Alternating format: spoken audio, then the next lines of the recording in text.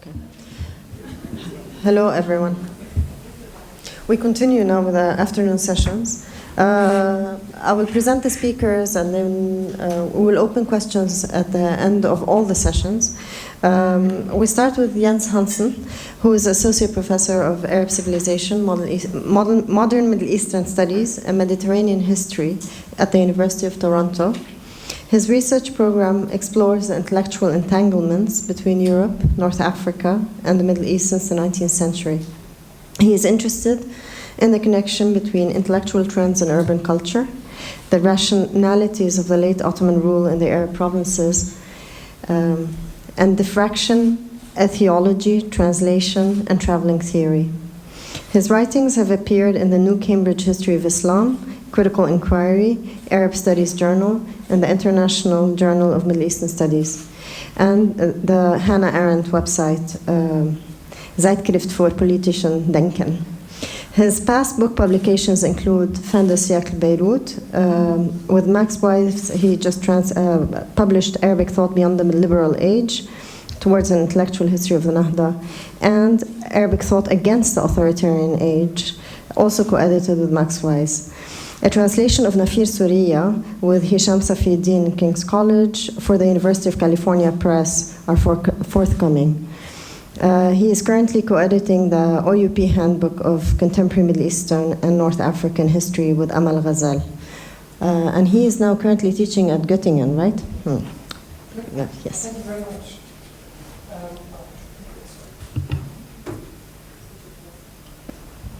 Thank you very much for coming. Thank you for Zena and all the staff for inviting us and making this possible. So today I would like to consider Elias Khoury as a public intellectual and to think with him about how the legacy of the two Nahdas that he has sketched out for us in an article in At-Tariq in 2002 have been a burden as well as rays of hope for Arab salvation. But I will argue that in fact, even in this dystopian or dystopic present, we cannot celebrate, ignore, belittle, or blame the Nahda.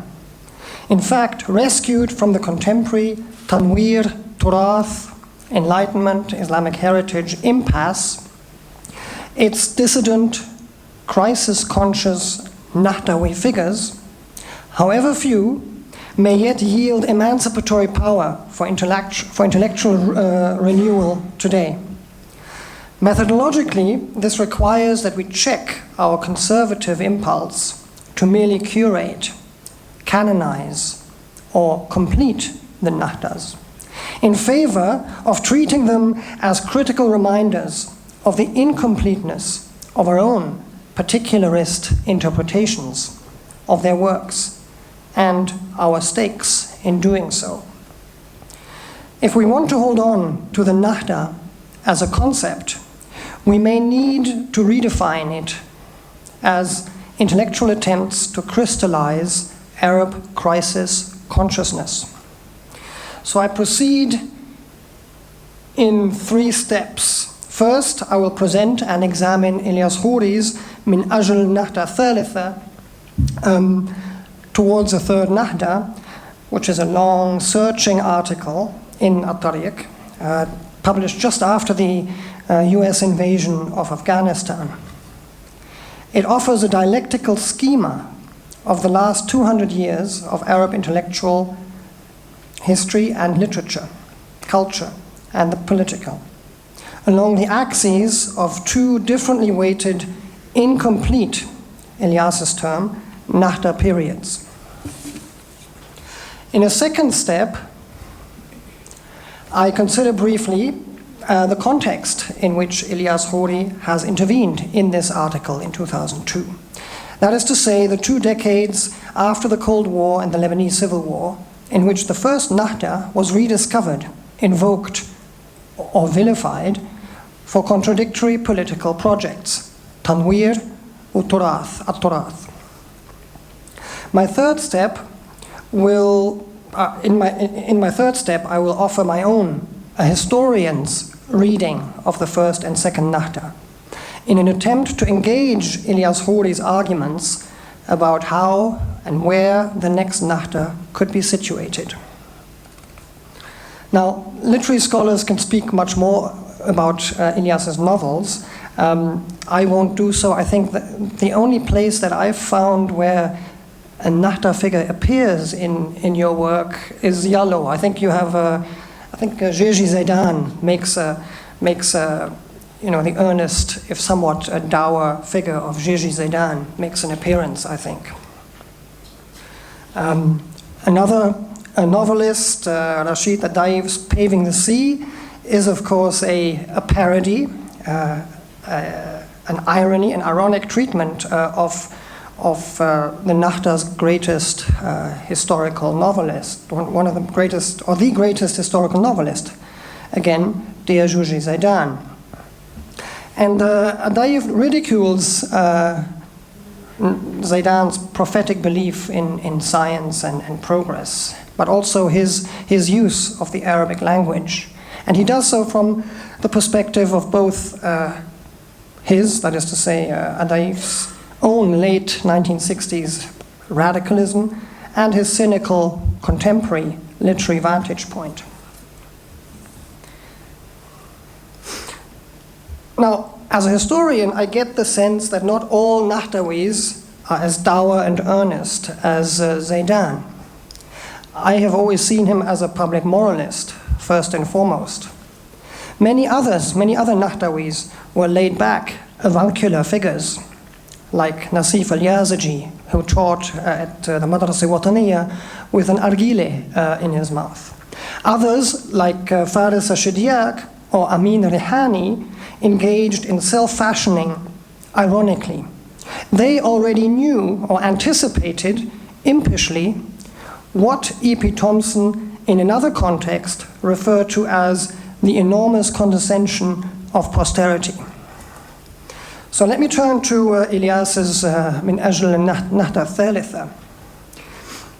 In it, Elias Khoury mourns the meekness of Arab intellectuals in the face of force majeure, the military toothlessness of the first Nahda, and the subordination to military prerogatives of authoritarian Arab states during the second Nahda.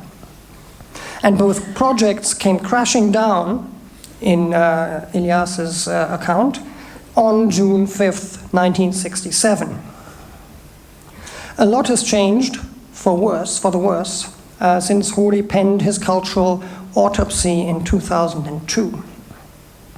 But it bears recalling that, unlike Rashid Adayev's Go to Hell parody of the Nahda, this is Zena Halabi's work, of course, who's treated this book very well. And Daif, having written this book, Tablit al-Bahr, of course, just before the Arab uprisings of 2011, Khoury, on the other hand, espoused his commitment to the Nahda dialectic. To him, previous renewals were merely incomplete. Elias Khoury zooms in on how the Arabic language deceived reality, his words, in the course of the 20th century. The Nahda's pioneers had failed to properly name the historical moment out of which it first emerged. In particular, he claims that Nahdawis did not engage with the civil war of 1860, sort of a cardinal sin in some ways of the Nahda, right? The avoidance of an obvious, huge social and political problem. Now, I agree with Khoury that the first Nahda's linguistic prophethood and obsession, perhaps, with the Abbasid Golden Age buried the rich, demotic tradition of other Arabic narrative forms. And we've talked about that already this morning. In particular, the Alf Layla wa Layla genre that so inspired him in his own fiction. But I'm more inclined to believe that the Civil War of 1860 was not an intellectual taboo, and that those Nahdawis who, like Boutros al-Bustani in Nafia Suriya, for example, staked their self-fashioning on combating sectarianism, without, it is true, having a name for it yet. And they were only excised from the canon subsequently. That's the distinction I would like to make. Khoury's second Nahda began like a lightning bolt, and Ayyubi's Konstantin Zorek had a name for it, An-Nakba. His 1948 essay, The Meaning of Disaster, raised the political consciousness of an entire generation of Fedayeen, Baathists, and Arab nationalists, who treated it as a manifesto of emancipatory self-criticism and activism.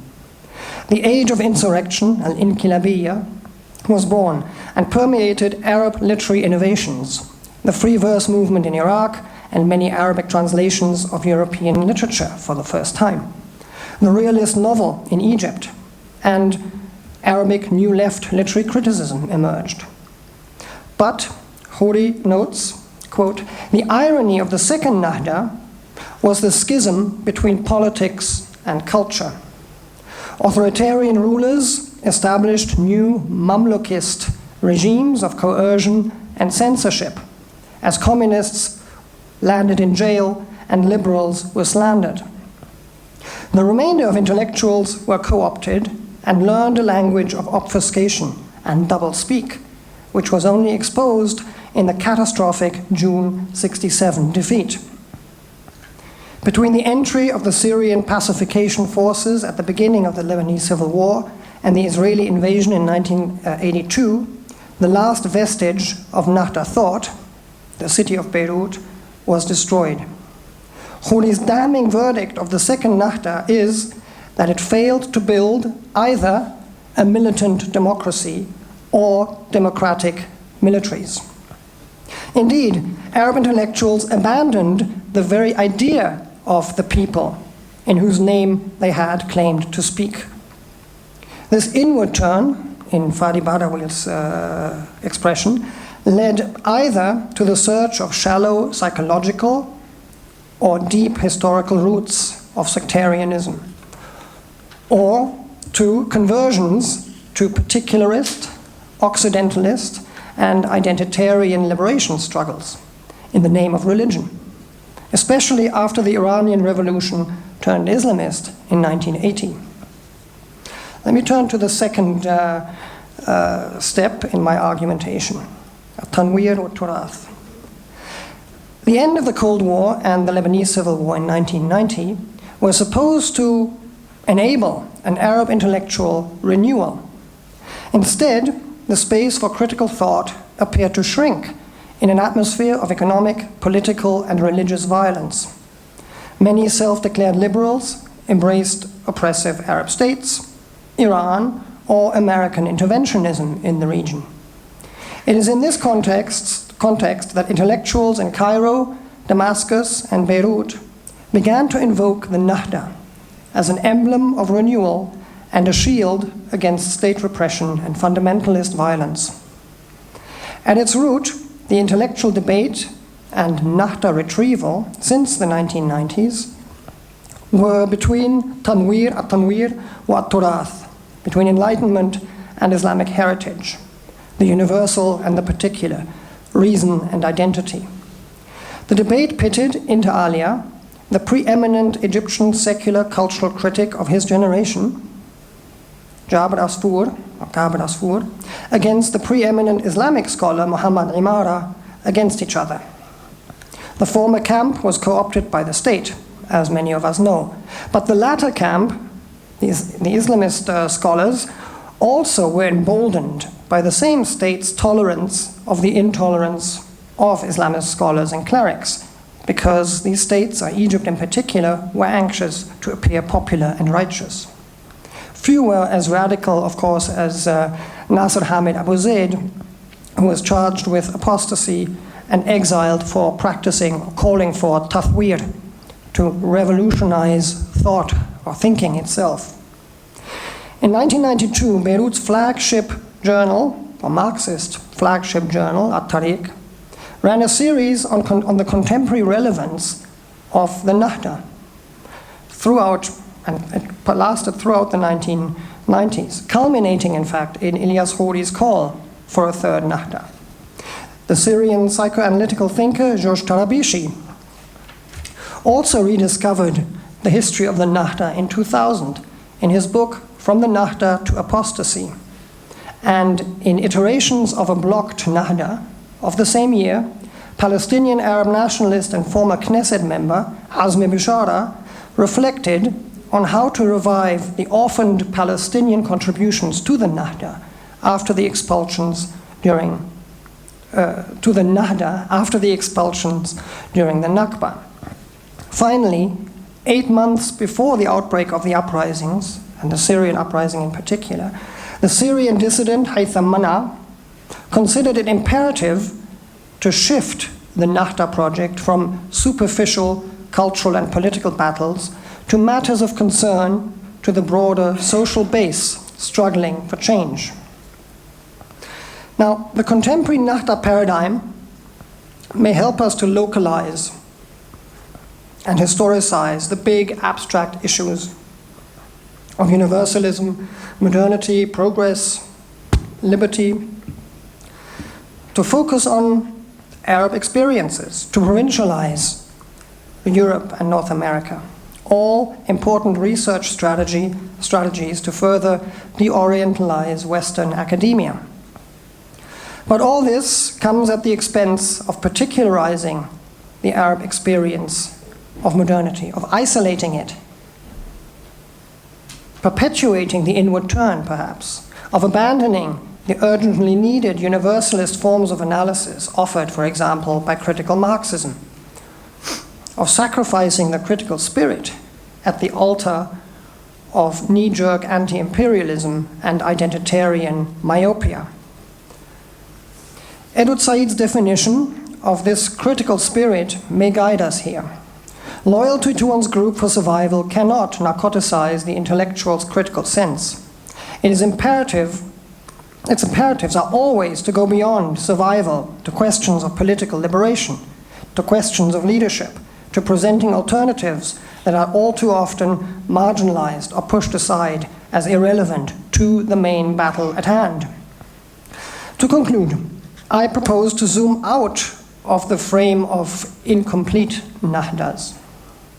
What is most strikingly absent in the Tanwir or Turath debates and invocations of a new Nahda is the acknowledgement that both previous Nahdas, for all their shortcomings, comprised universalist approaches, global outlooks, self-criticism, and hope.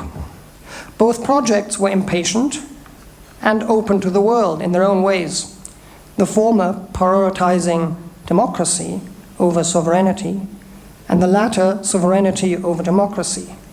And both acted in response to an acute sense of crisis.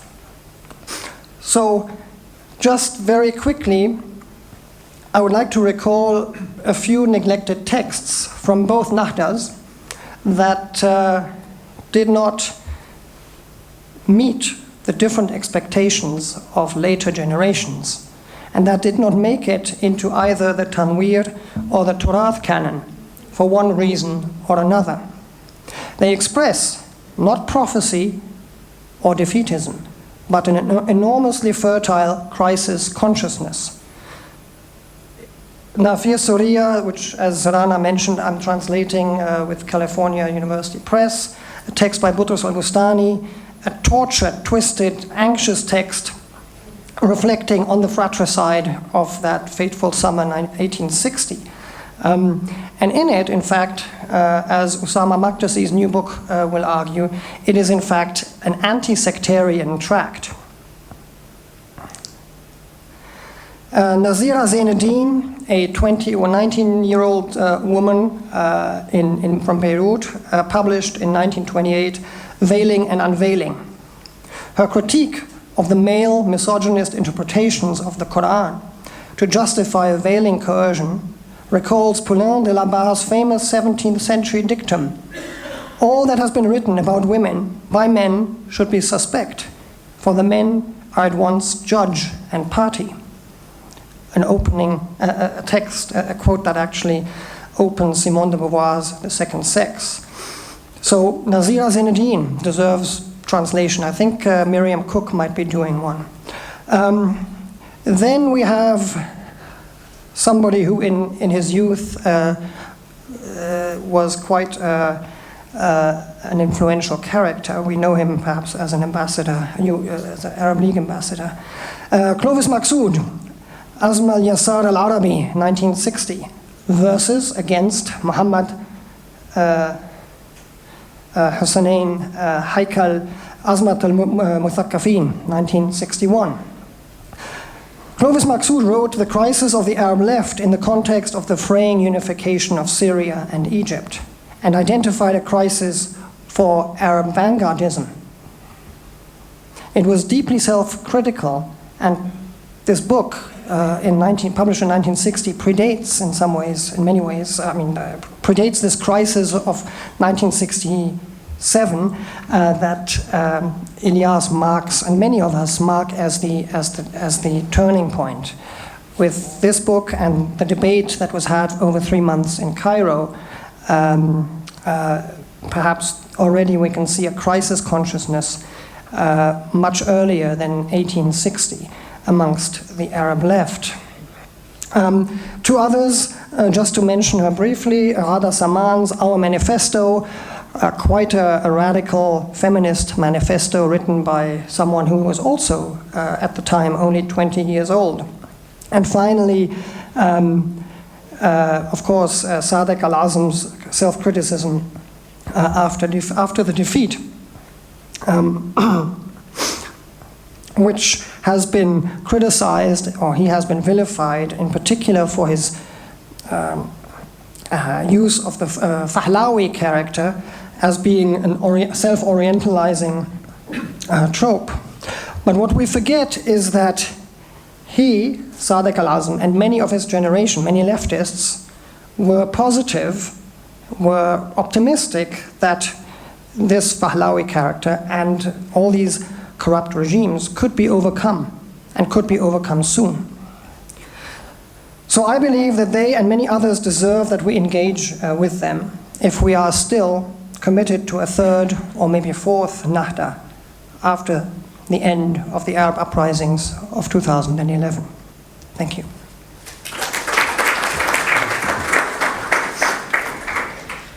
By the way, Zena you translated Nazira Zainuddin, didn't you? And it will come soon out in an anthology by the MLA. I'm very pleased to present our second speaker today, Dr. Ziad Majid, here you are, is Associate Professor of Comparative Politics and Middle Eastern Studies at the American University of Paris. In the past few years, he authored Syria, the Orphan Revolution, came out in Arabic and French, and Iran and its 4 Arab fronts came out in English, in addition to chapters and books exploring Lebanese, Syrian, and Arab affairs. Majid is the coordinator of the Arab Network for the Study of Democracy and a board member of Al-Jumhuriyya and Bidayat and other Lebanese, Syrian, and French cultural institutions.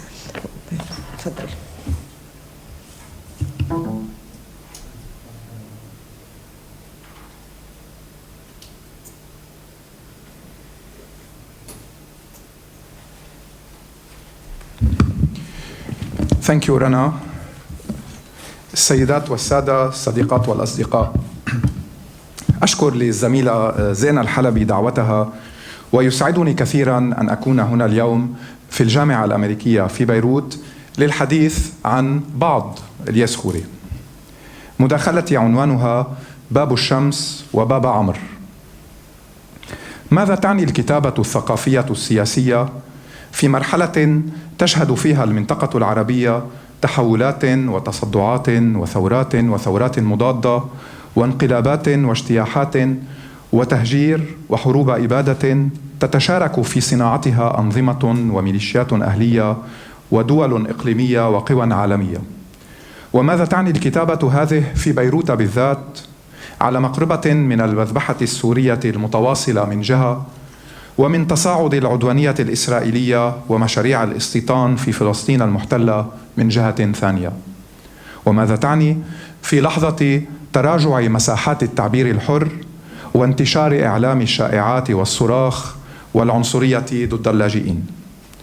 قد تبدو الإجابة بديهية، إذ تحيلنا إلى مهام المثقف وأدواره، المدافع عن قضايا وقيم، المستقل عن السلطات والمحصن تجاه غواياتها، المتحول أحياناً بفعل الأحداث فاعلاً سياسياً أو صانع رأي عام، أو شاهداً على حقبة يكتب تاريخها الفوري ويعيشه مع من يكتب لهم، أو يكتب تاريخها الموازي، ذاك الذي تهمشه السرديات الرسمية المنتصرة وتنسى ناسه.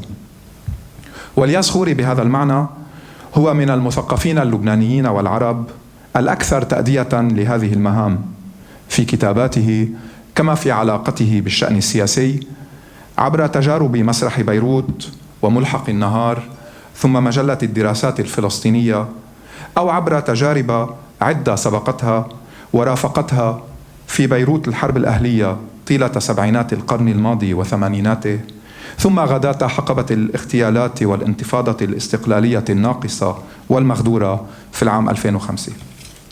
وهو فوق ذلك يملك ميزة تفاضلية يوفرها الأدب، فيمنح كتاباته ما يتخطى الآنية أو الحدثي، وينسبها من خلال رواياته ثم ترجماتها إلى الحالة الإنسانية الكونية الأعم، وإلى الزمن المفتوح دائما على الذاكرة.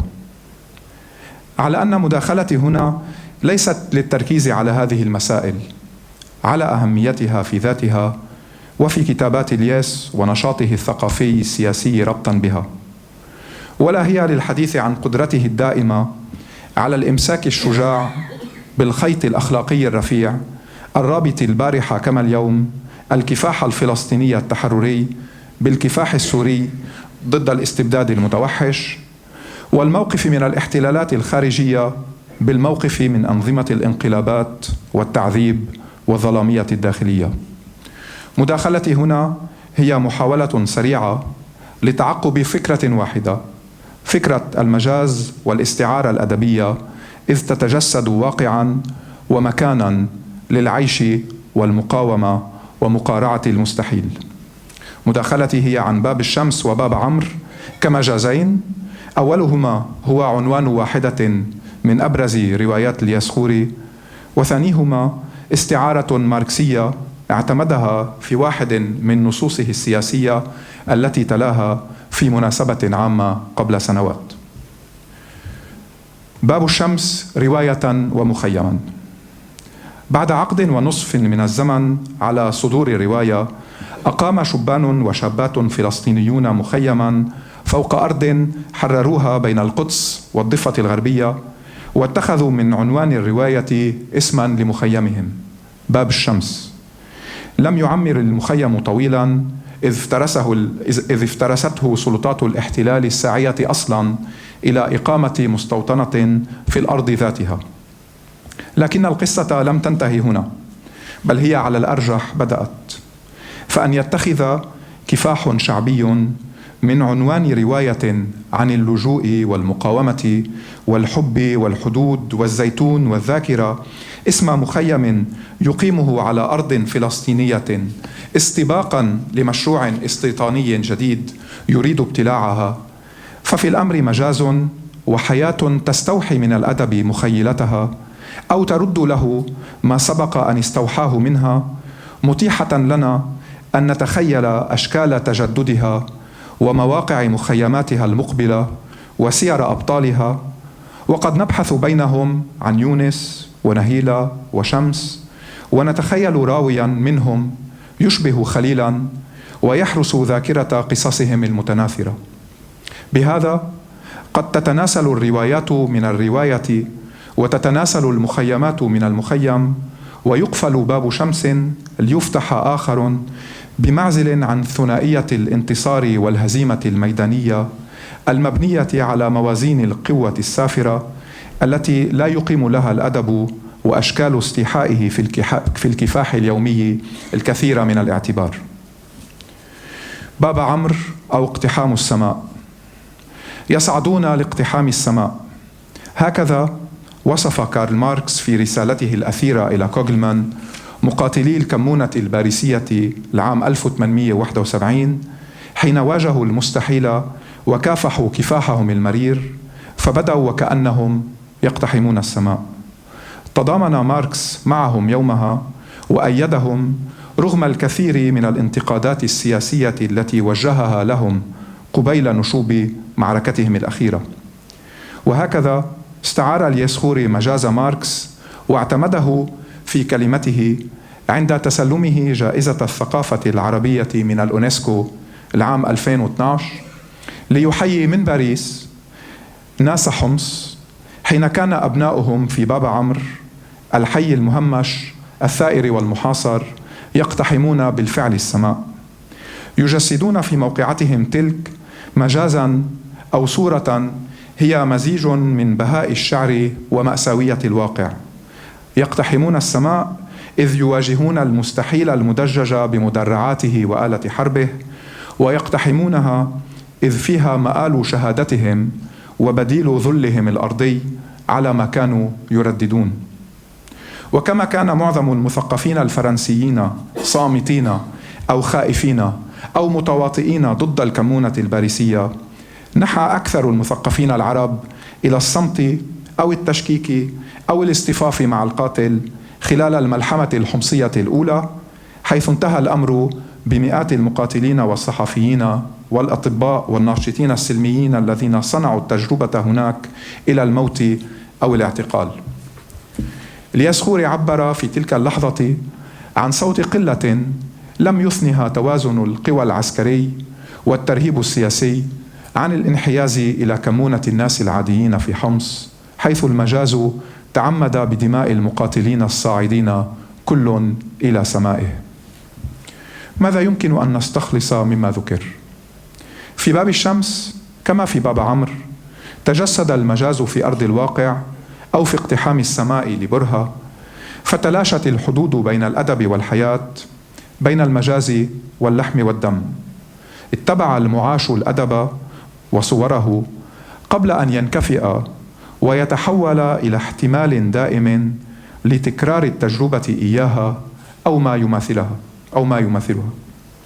أقفل الاحتلال الإسرائيلي باب الشمس وأعاد الحكاية إلى الرواية، لكن المخيم واسمه ظلا إمكانية قد تتحقق في أي لحظة وفي أي أرض فلسطينية مهددة بالمصادرة.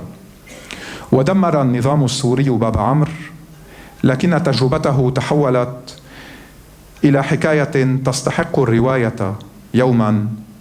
وقد نقل جوناثان ليتل عن بعض شبان الحي الذي زاره قولهم: قد نقتل قريبا ولم يعد الأمر بالمهم، يكفينا أن ثمة من سيكتب قصتنا ويقول إننا عشنا أيامنا الأخيرة أحرارا ومشينا في شوارع حمص مرفوعي الرؤوس.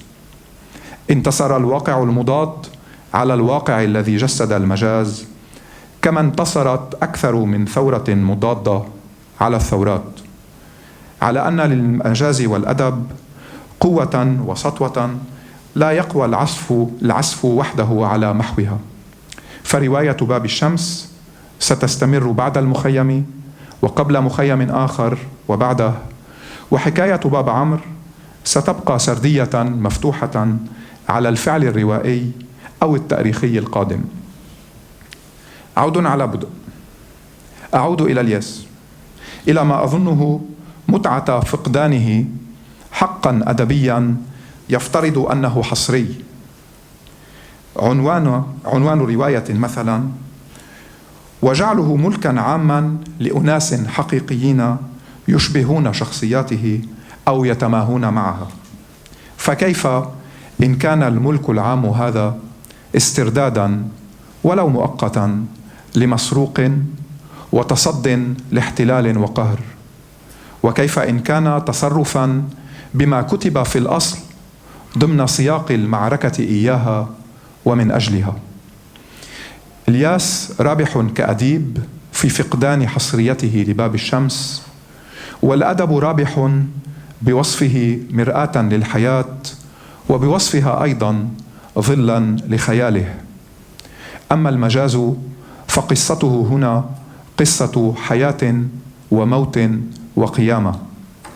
باب الشمس مجاز تجسد في مكان وناس ومخيم ثم نحر، لكنه في موت ناسوته وعودته إلى ملكوته صار فرضية بعاث دائمة، صار مجازا للمجاز ذاته، وصار احتمال تحقق خاطف لنبوءة العودة والحب في جذع شجرة زيتون.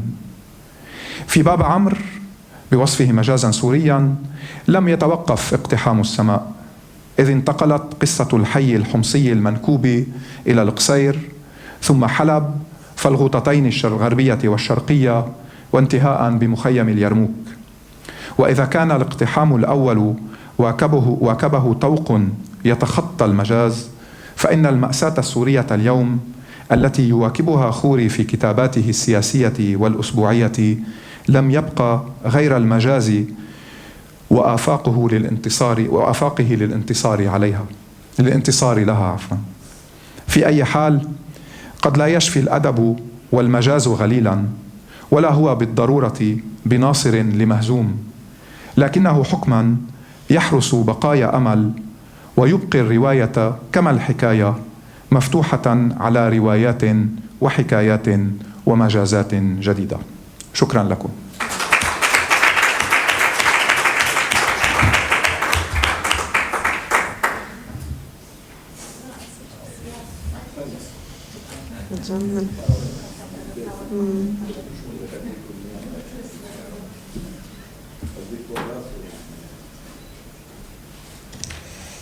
Thank you, Ziad. Our last speaker is Sonia Meishel Atatsi. She's an associate professor of Arabic and comparative literature in the Department of English at the American University of Beirut. She completed her MA at the Free University of Berlin and her doctoral degree at Oxford. In 2017-18, she was invited resident fellow at the Wissenschaft Kolleg zu Berlin. Her publications include Rafa al-Nasiri Artist Books, which she edited with May Muzaffar, Reading Across Modern Arabic Literature and Art from 2012, Museums, Archives, and Collecting Practices in the Modern Arab World, which she edited together with John Pedro Schwartz in 2012, Writing, A Tool for Change, Abdurrahman Munif Remembered, edited for a special journal edition for the Ijmis in 2007, and Geschichten über Geschichten, Erinnerung, ihr Romanwerk von Elias Khoury in 2001, in addition to numerous book chapters and referee journal articles. تفضلي.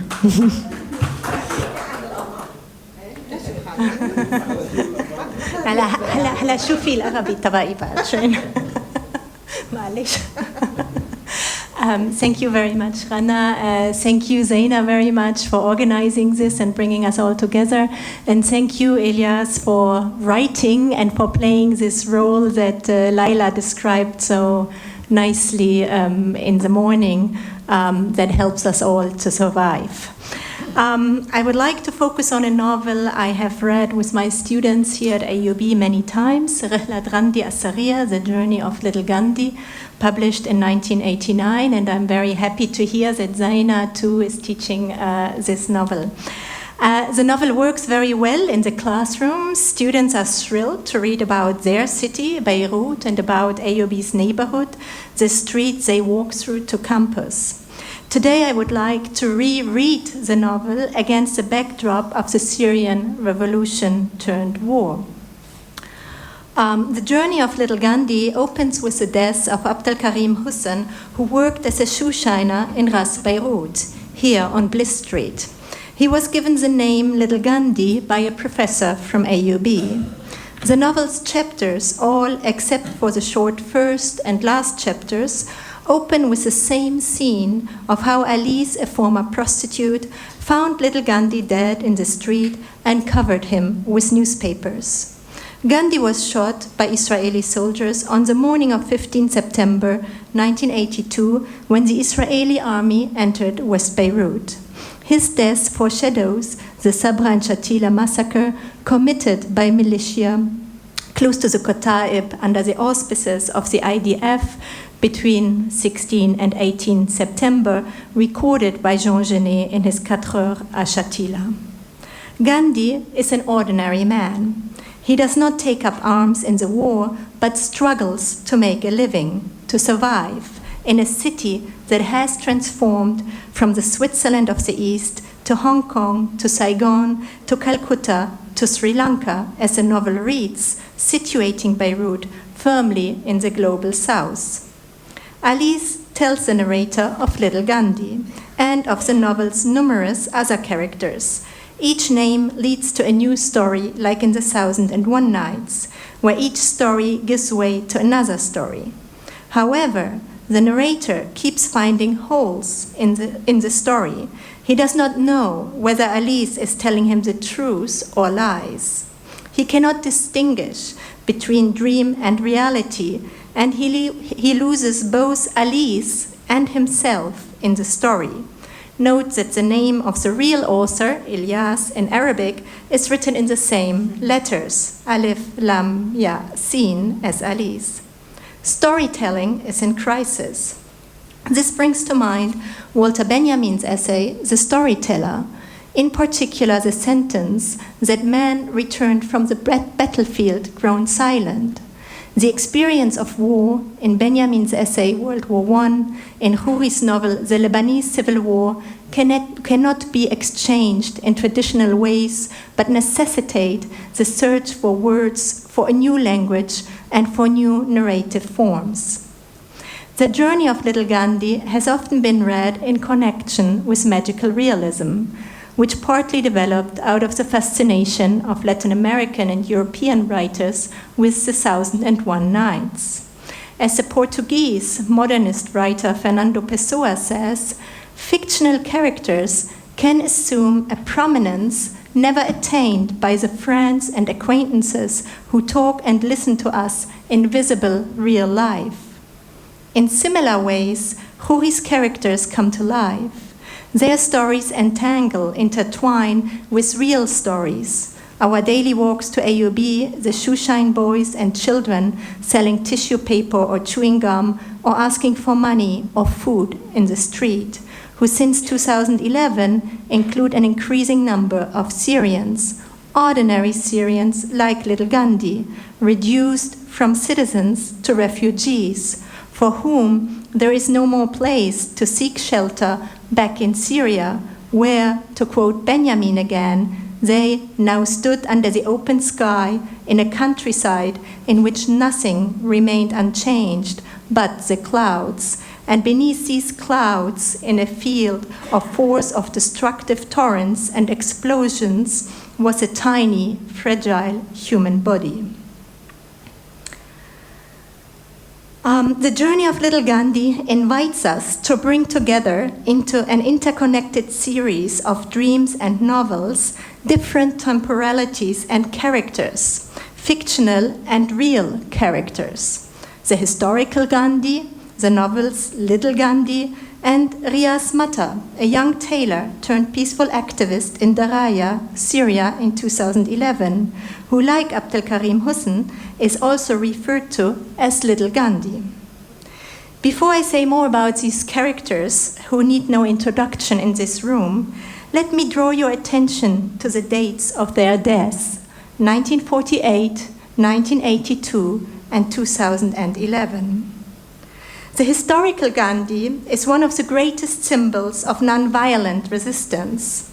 He was shot by a Hindu nationalist in early 1948 because he spoke out for religious pluralism and was considered too accommodating when independence was achieved, but the Indian Empire was partitioned into Hindu-majority India and Muslim-majority Pakistan in 1947. That year also saw the UN Resolution 181, the planned partition of Palestine, followed by the Nakba of 1948. I already introduced Abdel Karim Hussein, known in Ras Beirut as Little Gandhi. He died, we read in Khoury's novel, when Beirut fell beneath the black shoes. His death is the death of Beirut, of Lebanon, and the Arab world. Riaz Mata was part of a group known as the Daraya Youth. Since the late 1990s, they were engaged in reading circles and peaceful activism, which were both considered acts of transgression in al-Assad's Syria. The group organized civic volunteer projects such as cleaning the streets and a protest against the US invasion of Iraq in 2003, which the al-Assad regime opposed too.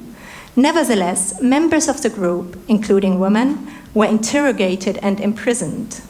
The group opened a public library in 2003, which was closed by state police, and another secret library when Daraya was under siege, recorded in Delphine Minoui's 2015 book Les passeurs de livres de Daraya, une bibliothèque secrète en Syrie.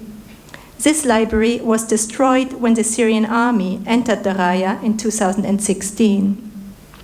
Daraya is a town, more of a suburb of Damascus, only 8 kilometers from the city center. It was one of the first places in Syria where people took to the street to call for freedom, Hurriya, and dignity, Karama, in March 2011.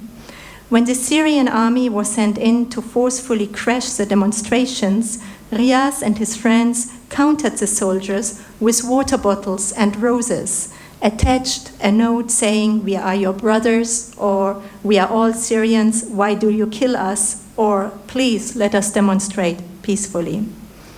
Razan Zaitouneh, a Syrian human rights lawyer, leader of the local coordination committees and winner of the Zakharov Prize of the European Parliament, who was kidnapped in Douma by Jaish al-Islam in 2013, describes this non-violent resistance and its impact on the soldiers in her essay, "One Revolution is Not Enough." Like other members of the Daraya group, among them Yahya Shurbaji, Riaz drew inspiration from Jawdat Said, a Syrian Islamic scholar who in his 1964 book, Mazhab ibn Adam al-Awwal, the doctrine of the first son of Adam, draws connections between Randi's non-violence practices and the Quran, specifically Surah 5, in which Adil says to Cain, لئن بسطت إلي يدك لتقتلني ما أنا بباسط يدي إليك لأقتلك.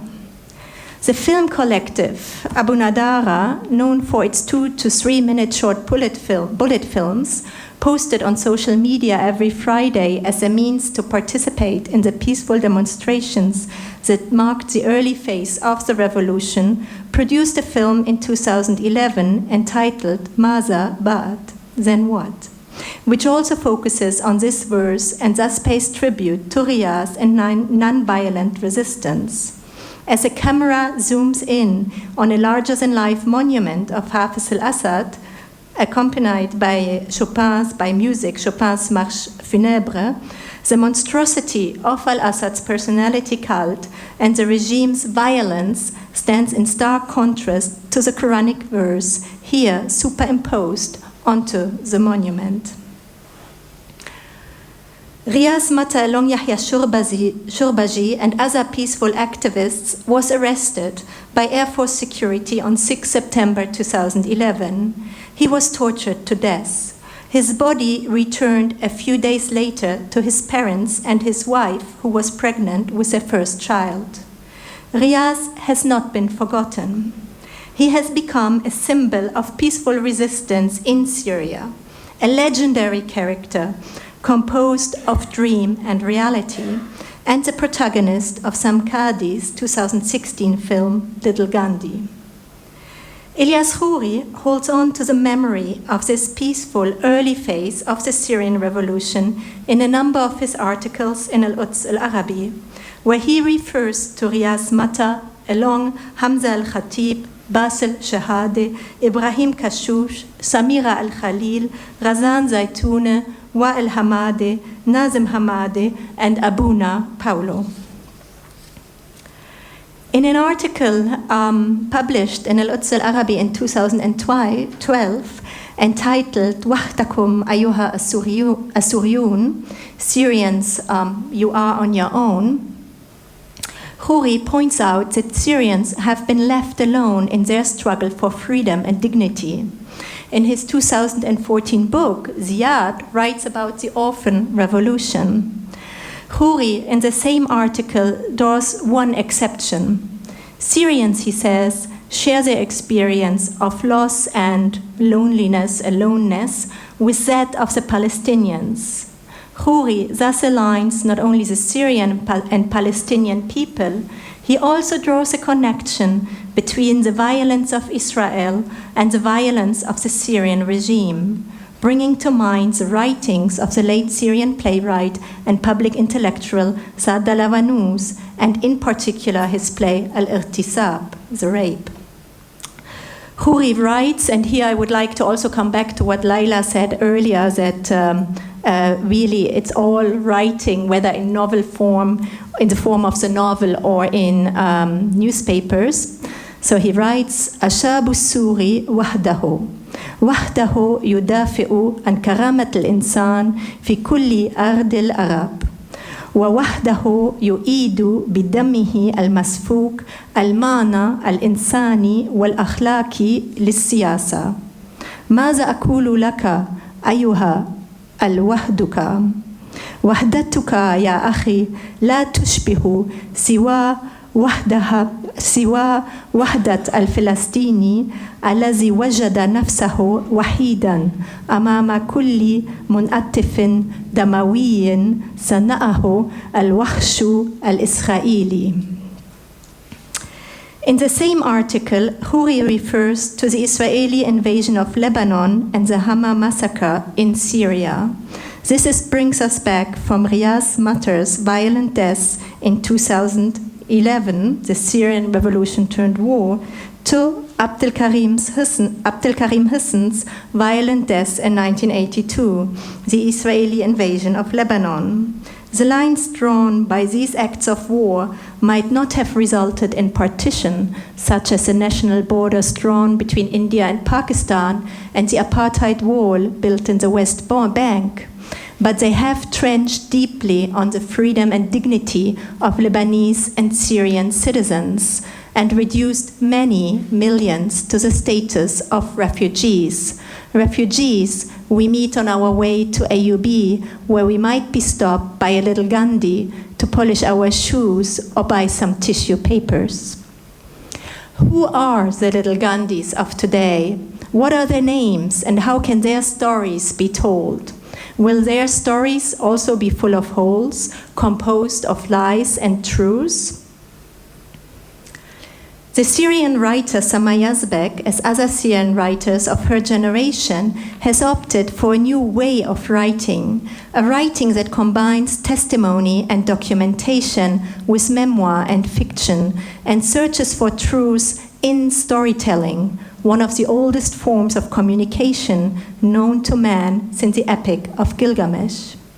In her 2015 book, Bawabat Art al-Adam, translated into English as The Crossing, My Journey to the Shattered Heart of Syria, she writes, لا بد من الاعتراف بأن الثورة على متن الصبر وفن الإصغاء. كنا نتبادل الأدواء أنا وهؤلاء الرجال المقاتلون. تبادل أدواء الحكي في السرد. الحكاية ستنعيش الحياة وستنقذ كل هذا الخراب. في أسوأ الأحوال ستبقى شاهدا حتى لا تذهب أدراج الرياح.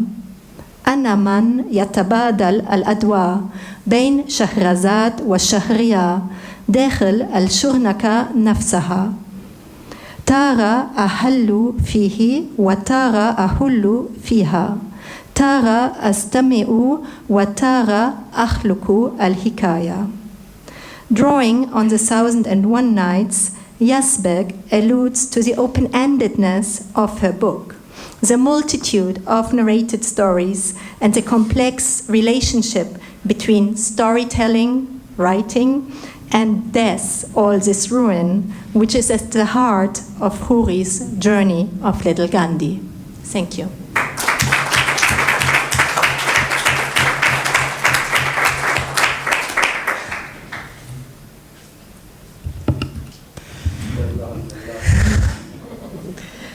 Thank you, Sonia, for this wonderful, wonderful paper. I think we ask who has questions. Sorry, I was also moved very much. So thank you.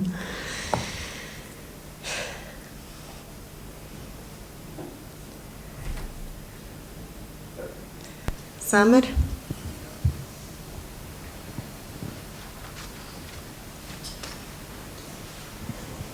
I want to start with Jens' first lecture.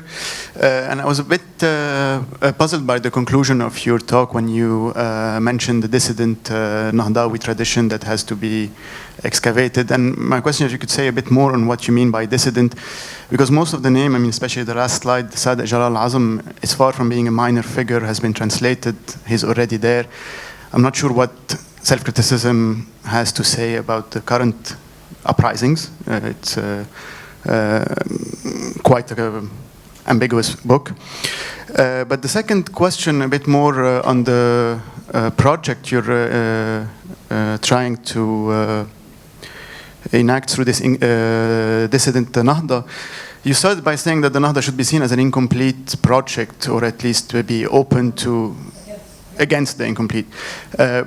But you're still, in some sense, part of the project of re-excavating a Nahda that seems to never end, in some sense. So we know from Samir Asir, from Elias, that it was pushed up until 82, and you seem to be pushing it until today. So my question is there still anything at stake in excavating the Nahda? Maybe we should try to think a different question, rather than to think the relation of culture and politics through the model of the Nahda itself. Thank you.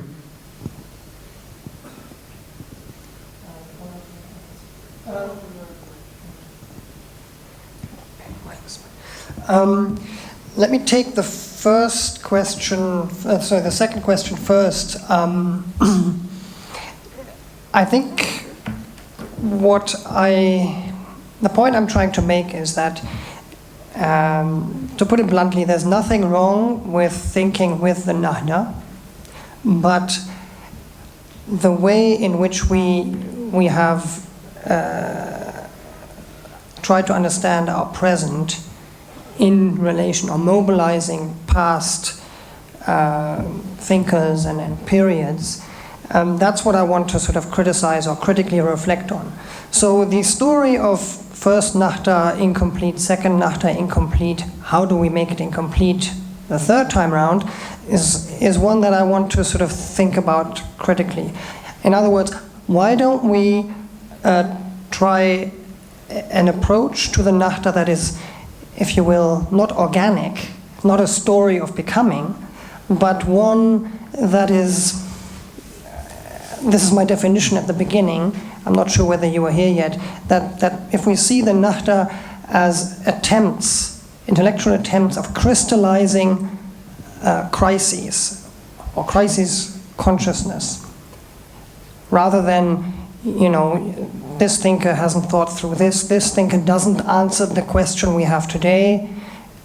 If we, in other words, if we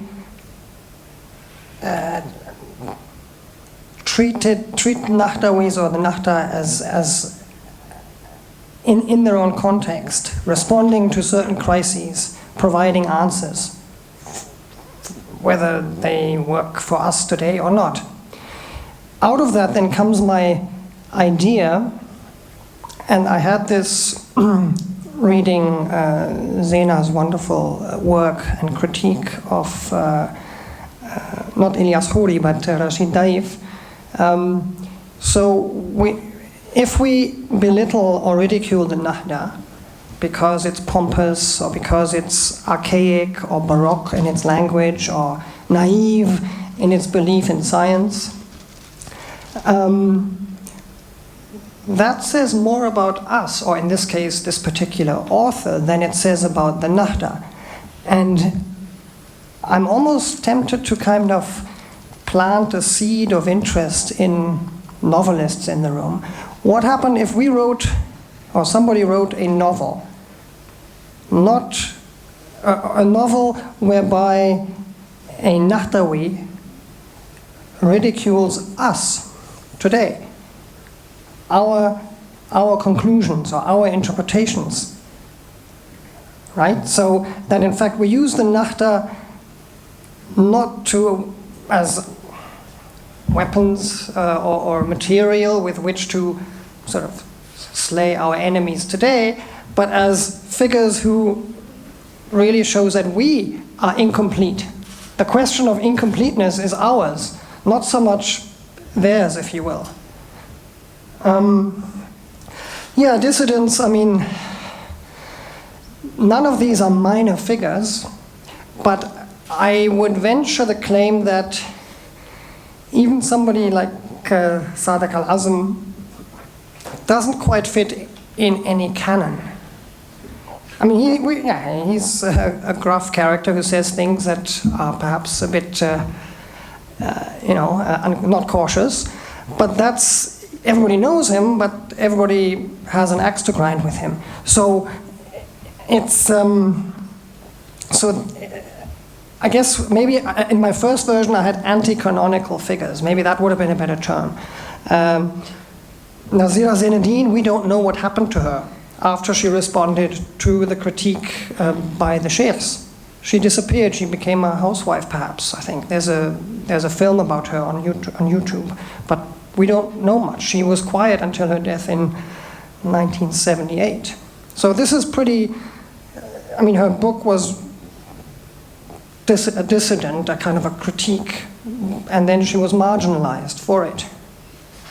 And again, she was neither embraced by the Tanwiris, because it's not really a Tanwir kind of issue, tafsir, nor was she embraced by the, Turath group, the Islamic scholars, because it was quite a no-go, right? So that's where I come from. But I mean, there's more to say, obviously. We have plenty of things to discuss.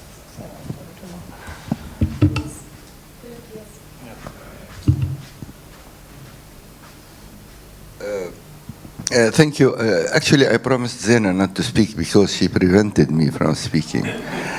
But since here I will not be speaking about myself, so I will permit myself to say something about what you have said now, which I think is very interesting but very problematic, because as I understand my critique, my approach to the third Nahda, my criticism was not mainly about the conclusion, but was about the process. There is a big difference between the conclusions and the process. We can now ridiculize, or ridiculizing the conclusions of the Nahda is ridiculous. I agree totally.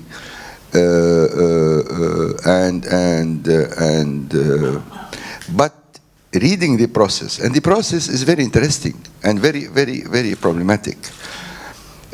From the process, from Tahtawi, his relationship to Muhammad Ali Pasha, to Muhammad Abdu's reaction to Arabi's revolution. That is this relationship with the power. This is a process. This is not the conclusion. Muhammad Abdu, of course, is much better than myself or than Sadi al-Azam in understanding Islam, or at least knowing Islam. But the thing was the process of relationship with the power, which the second Nahda will go, unfortunately, in the same trap after the oppression, which was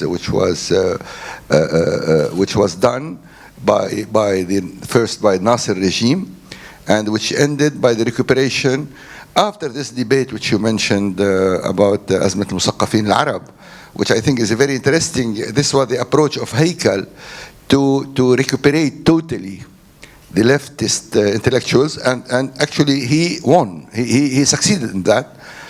And his success, I suppose, as a process, was a catastrophe which led to what we have seen now during the Arab revolutions, especially in Egypt.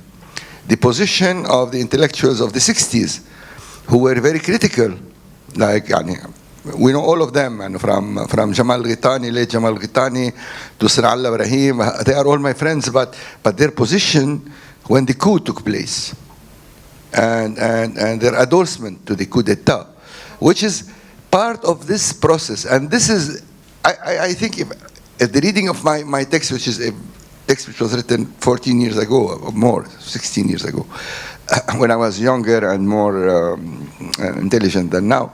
But nonetheless, my approach was to criticize the process, not the conclusions.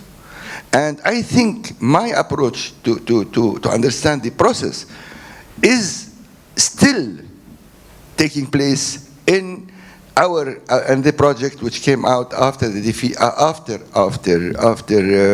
the disenchantment with the Nasser, with the second Nahda of Santin Zre and others, when the idea of democracy began to become popular, and mainly with the Bayan al-99 of Damascus, which I think is a turning point.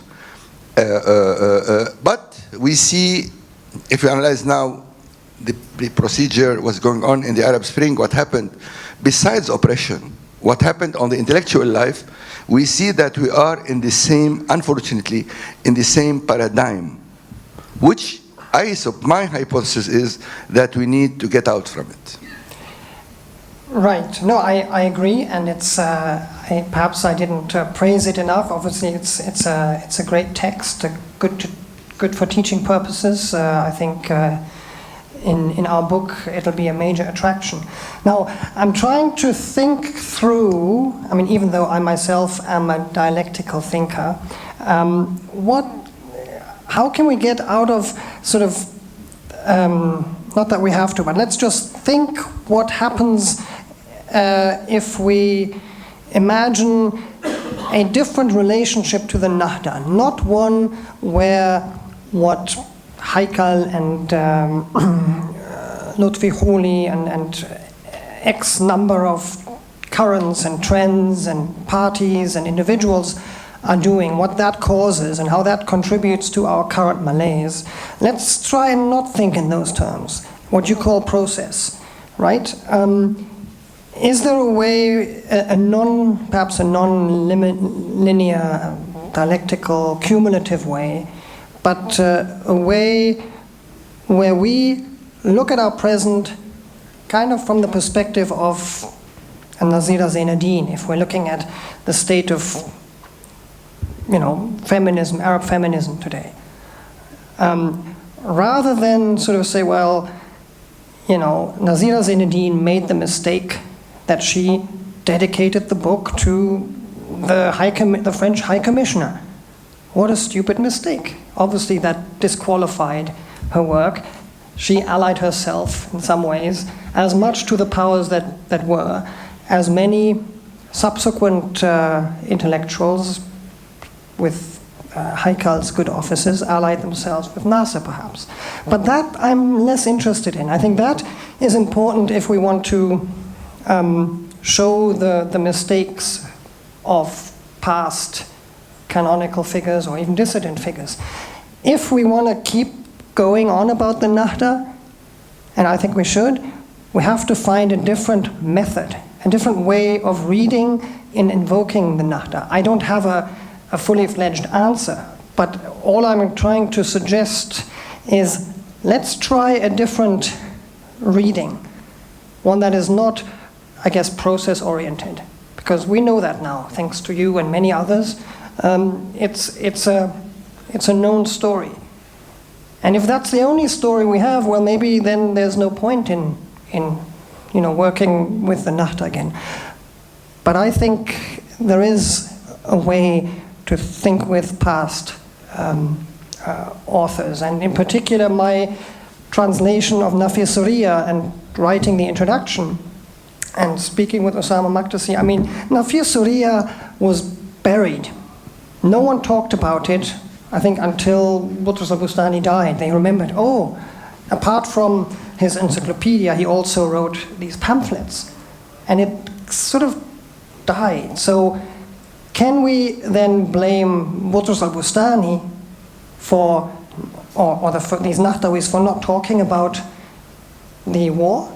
Or should we rather say, well, the silencing occurred not on the part of the Nahdawis themselves, but the next ones, the system. Sorry, I'm speaking too much. It's precisely because of this that I thought that you will finish by Samir Asir's attempt at reading the Nahda in the light of today, or at least before he was assassinated. I was already well over time, but by all means, Samir Asir, yes. I have a question to both of you. When you were reading your paper, زياد, أنا كنت عم فكر بشيء كاتبه الياس بالإنجليزي، ما بعرف إذا طلع بالعربي كمان مع كمال بلاطة، وقتها بتقول metaphor is بتستشهد بأرسطوطل، بتقول metaphor is of action and not of things. وعم بفكر كنت بالأدب كيف يعني الورقة تبعك بتفرجي كيف الأدب بحرك، يعني هو محرك بالمجتمع، وأدب الياس خصوصا يعني بيشتغل كفاعل بالمجتمع ليغير الوضع على الأرض، فهو بيشتغل على البروسس. يعني لنرجع على النقاش اللي كان هلا عم بيصير، بدي أسألك مين عم تقرأ هلا من السوريين اللي كمان الواحد بيقدر يطلع عليهم ويقول انه هون عم بيكتبوا مجاز نحن بنقدر ناخده ونستعمله بالحياه العمليه. سونيا البيبر تبعها كانت كمان يعني it was in the same strain as you show how the novel real life and then go back to the novel, and when you read Samir Yazbek there's like it is like an Alf Layli Layli of sorts, but not one that is completely textual. It just goes back and forth between reality and fiction.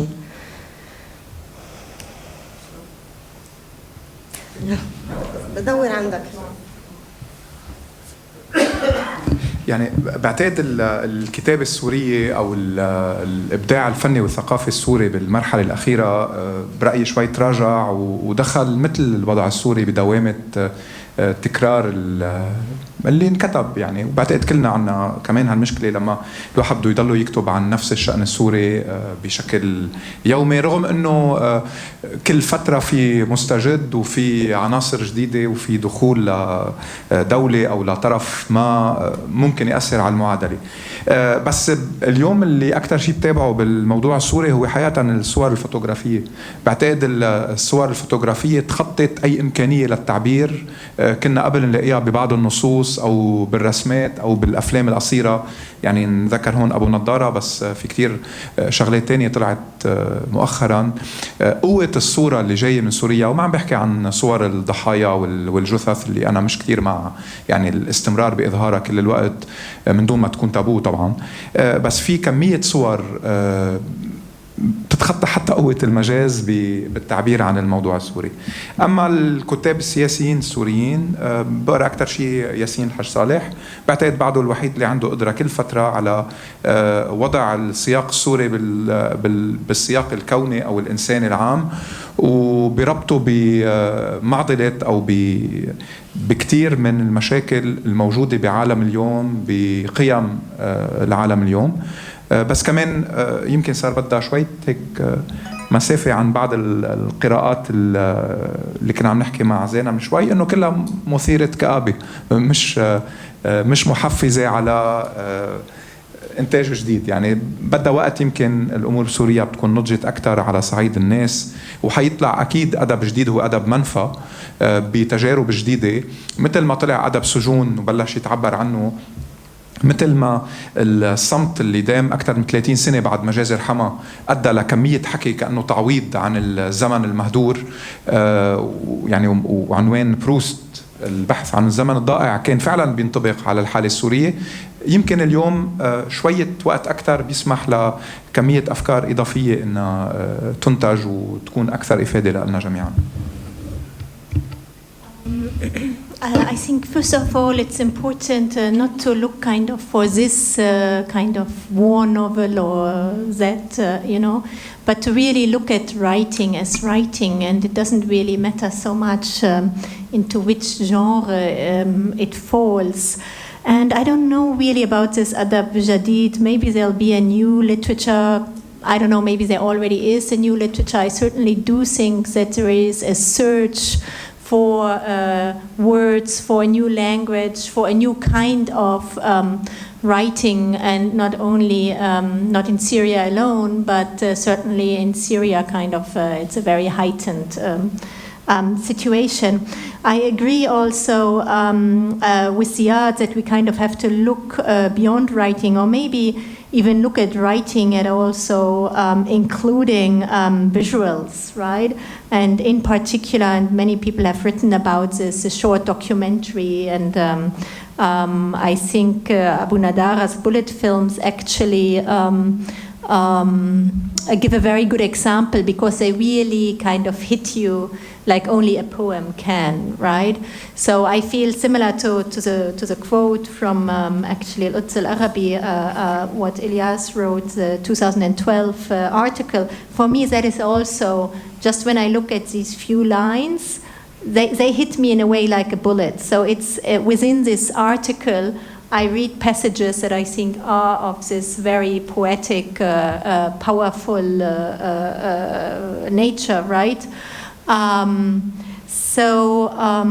think it is important really to look at writing and not so much try to, classify it with kind of what we already know, but try to also just be open to maybe what is there, and not so much discuss, is this now a novel, or is it a chronicle, or is it a memoir, and I think this overlap between fiction and reality it's just so fascinating. And I know I quoted Pessoa, but I know that Elias always I remember you saying also that, you live with this or that character when you write a novel, and it is, I feel we also live with, these characters, but they're also, with these fictional characters, but they are also real people who become kind of almost like a legend, a legendary character. And I think Riaz Mata certainly has become such a legendary character, and there are many, many more. I also don't think that there's necessarily this writer or that. I think there are many also, also Abu Nadara's films, many of the filmmakers, we don't know their names. It's not only Sharif and his wife, right? So I think it's really, kind of important to hear, to have really diverse voices.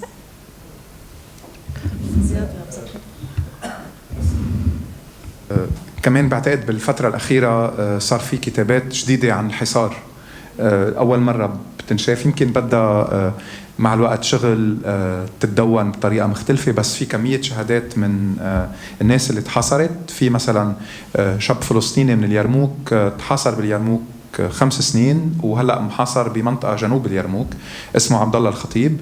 كتب مجموعة نصوص عنوانها قواعد الحصار، عن الحياة خلال الحصار. بيطلع منها مضمون مدهش، يعني بديع ومؤلم، بس في كتير ذكاء وفكاهة أحيانا. مؤخرا بالغوطة في مجموعة سيدات دوننا يومياتهم بالغوطة، العلاقة بالخوف، العلاقة بالعيش تحت الأرض، العلاقة بالهواء، بالشمس، بالرطوبة، العلاقة بالجوع، العلاقة بالأولاد بلحظات الموت فيها ممكن يكون يعني مطبق عليهم من كل جهة. وللأسف بلش يطلع كتابات بعدها كتير محصورة بأفراد عن الكيماوي، عن معنى الموت الكيماوي اللي ممكن ما يأثر على الجسد، على الجثة، بس عم بيتخيلوا شو بيصير داخل الجسد. في قريت نصين 3 فعلا كمان، يعني الواحد بيقدر يخلوه يفكر بأدب جديد، بشكل جديد للتعبير عن هول المأساة بسوريا. أنا عفوا زياد وسونيا، بدي أنا بس ما بوافقكم الرأي على الفنون بسوريا. أنا برأيي صار في من 2011 صار في انفجار مذهل، وهو يعني هلأ عم بيتحسن وعم بيبلش يلاقي أصواته بالسينما بالتحديد. في تقريبا إعادة في تجديد للسينما الوثائقية بالعالم العربي لا مثيل لها من وراء الحالة السورية، إن كانت بالداخل أو بلبنان أو بأوروبا. وأنا بالنسبة لي أبو نضارة أسهل شيء وأعنف شيء، أعنف نوع إنتاج صورة وسرد. الشباب، في كمية شباب مذهلة عم تنتج أو عم تبتكر طرق تصوير وتسجيل تجربة إنسانية وابتكار لغة سينمائية بتاخد العقل. بالروائي برضو بالصورة الفوتوغرافية أنا برأيي ما صار في كتير تطور، بس بالرسم، بالنحت، باللوحات، بالانستليشن، في أول شيء الكلمة اتحررت، الجسد اتحرر، الفرد صار فيه التفكير بذاتية ومعنى الذاتية وتحرر، تحرر الجسد، تحرر الجنس، تحرر المخيلة.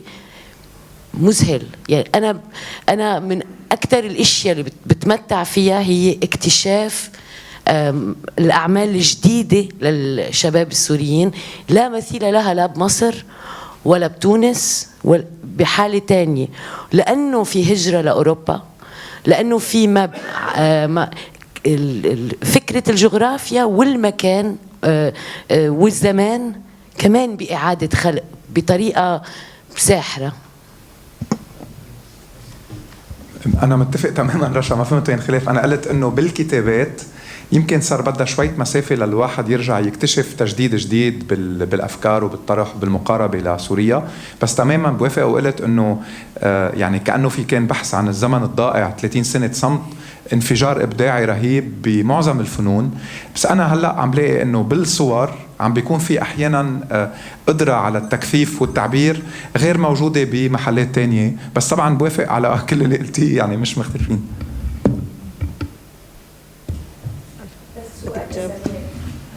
كثير عجبني كيف زياد سمير سكننا زياد حلو بس انه سميتك سمير حبيب قلبي. كثير عجبني كيف بالبيبر تبعك عن الياس وباب الشمس دخلت شوي القرية. بدي أسألك، بتعرف أي مثل آخر بنضال غير عنفي بقضية عمرها 70 سنة بأي محل بأمريكا اللاتينية وأفريقيا وأي شيء انتقل من نص روائي إلى عملية سياسية للمقاومة ضد الاحتلال؟ أو تعرف أي خبرة من هالنوع صارت بين نص أدبي وعمل سياسي مقاوم؟ بين نص أدبي وعمل من هالنوع بالتحديد لا، ما بعرف أنا، بس أكيد برأيي فيه. إنما بعرف عن تجارب فيها ترجمة من هالنوع، يعني بناء مخيمات أو قرى بناء على نصوص سياسية كانت ملهمة للي عملوه. يعني تحديدا مثلا الزاباتيستا بالتشاباس بالمكسيك عملوا شيء مشابه. شاركت أنا بواحد منهم بإسبانيا، كان مخيم فوضوي بس يعني جزء من علاقاته مبنية على كتابة ماركوس وقتها اللي هو كان وما زال بعتقد زعيم الحركة الزبطية. بس بين الأدب والإقامة مخيم من هالنوع ما بعتقد فيه تماما ما يشبهه، لأنه في أرض صليبة. يعني كمان حتى لو في مفكر أو أديب استوحوا منه ناشطين سياسيين أفكار وحاولوا يترجموها لواقع، ما بتشبه فكرة أنه ناس استبقوا مصادرة أرض لإقامة مشروع استيطاني A1 اسمه أو شيء من هالنوع E1، وبنوا مخيم له علاقة برواية هي حول يعني مأساتهم نفسها. فهيدي المفارقة بالحالة الفلسطينية ما بعتقد في يعني ما يشبهها بهالمعنى، بمعنى العلاقة بالأرض تحديدا.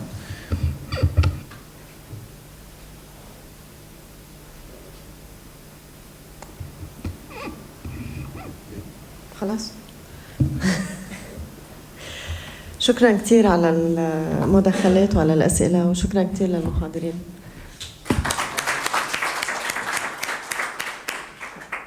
ناخذ coffee break and then we come back at 4:30.